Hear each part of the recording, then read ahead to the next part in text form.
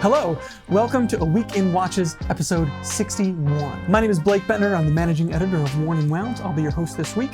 This is our weekly look back at the little people, watches, and news from the industry. We've got big stuff from Longines this week, but we've also got some news from Nomos, Omega, Tissot, Glashütte Original. We've got a lot to cover in here, and we'll get to that big news from Longines in a minute, but first we're going to start out with some new watches from Nomos. These are new Ahoy watches. You know, these kind of sporty watches from Nomos. This used to, and still does, exist in a 40mm case. They have brought a new case size in 38.5mm to this collection and two new dial colors, sky blue and sand. They're both beautifully articulated, and of course Nomos gets every little detail right on these dials. I really love the date implementation here. But the new case size, 38.5mm, this is the big story with these new Nomos watches. If you've been on the fence about the Ahoy, this could be the perfect opportunity to jump in. That doesn't sound like a huge difference, but you remember the really long lug on this design. The lug-to-lug measurement on the 40mm existing model was 51mm, and the new 38.5mm case that has gone down to 48.7mm. So it should make a really big difference on the on-wrist feel of this watch. And one of the details I love about this watch is it has a 200-meter depth rating, and it's under 10mm in thickness. This is a watch that holds on to a lot of what makes Nomos special and layers in some of the sporting elements that we'd expect in a sport watch. And again, Nomos gets a lot of the small details right, and I think the date window, the date disc, which is color matched beautifully to the dials, adds a real harmonious element to the design overall. So Nomos has managed to layer in some components that we'd like to see and expect to see in sport watches without compromising any of their design language that makes Nomos Nomos. This is using the DUW6101 Nomos automatic movement. This was first introduced in 2018, and it uses their swing system lever escapement, which is kind of a nice touch. Both of these watches will be priced from $4,660 and are available from Nomos now. We've got more details on this watch and all the watches that we'll be talking about here now live on wornandwound.com. Next up, we're moving to some new iterations on the C63 Sealander from Christopher Ward. This also is a watch that has welcomed some new dial colors, and I love these dial colors. I love the names of these dial colors. These are Dragonfly Blue and Mulberry Red. How much personality is that? I love to see that in these things. The Dragonfly Blue in particular goes really well with the orange GMT hand seen in the GMT version of this watch. The new dial colors aren't the only thing new here though. There's also a new bracelet design that Christopher Ward is introducing into the C63 range here. This is a 5-link bracelet with a pair of polished center links in there. It's kind of Jubilee-esque, but it certainly lends a formality to this watch that didn't exist with the larger 3-link bracelet that we saw earlier. These are available now. The GMT version of this watch is priced at $1,275, while the automatic in 36mm is priced at $995. The C63 continues to be an all-around really handsome watch at a great price, and these new dial colors and bracelets certainly add another dimension to this collection overall. So it's nice to see them expanding on something that works for them. I really love the cases and the case profiles of these watches. They really kind of have to be seen in person to be fully appreciated. Christopher Ward is doing great stuff with their casework these days. It's a lot of watch for the money. All right, now we're moving on to the big news this week from Longines. They've redesigned their HydroConquest, starting with the GMT range. This is their Sport Dive GMT watch, and it gets the same movement that we saw just released in the Spirit Zulu time earlier this year. That means, yes, this is a true GMT watch. The HydroConquest is unique in a few ways that we'll get into here, and I think Longines has done a really nice job on the redesign. This is first and foremost a dive watch, so the bezel, the ceramic bezel insert, is still indexed to the minutes here.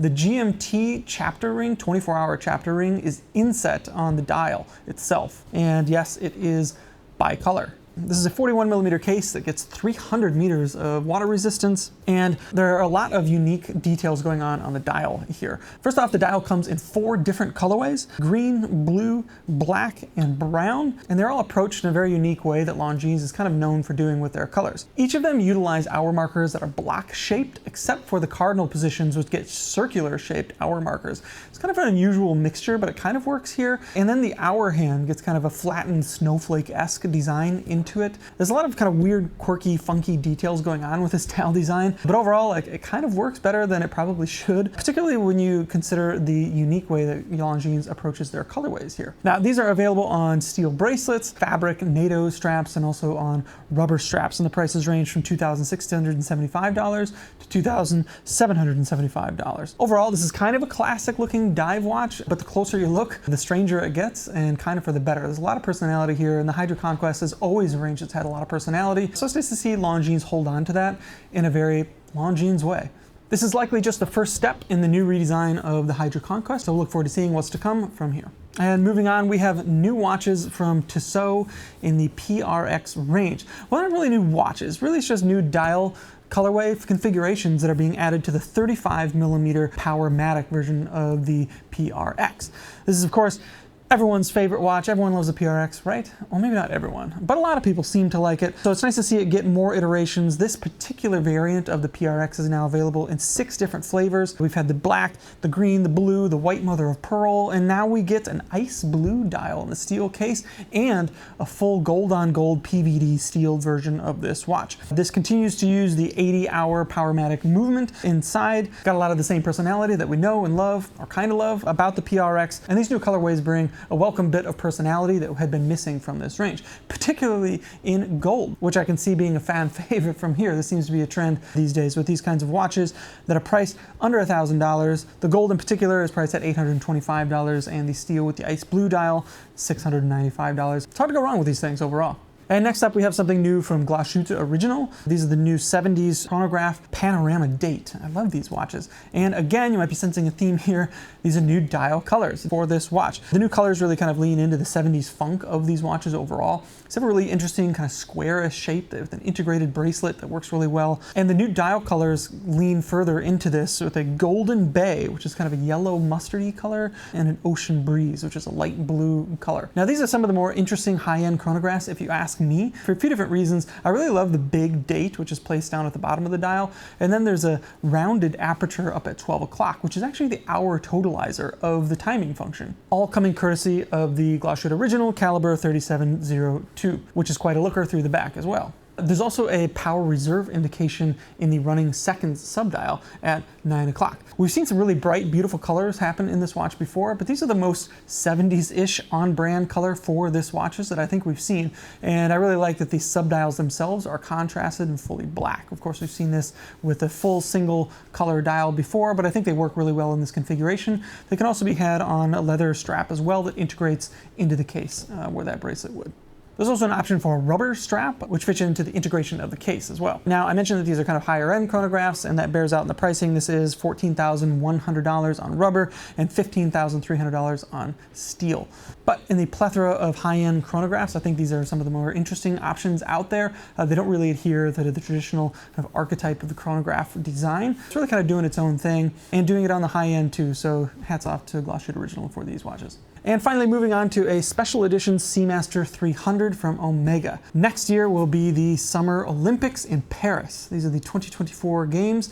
And as you know, Omega has a pretty tight relationship with these Olympic folks. They've been an official timing partner since 1932. If you visit the Omega Museum in Biel-Bienne, you'll see a lot of historic timing devices that they created to help bring along the timing technology that's been used in the Olympic Games over the generations. So it's a really cool story that celebrates kind of innovation, timing innovations that Omega has come up with for these games. And of course, Omega is pretty good at making special edition watches around stuff like this as well. We've seen plenty of Olympic watches from them in the past, and this is the latest version celebrating the Paris 2024 games.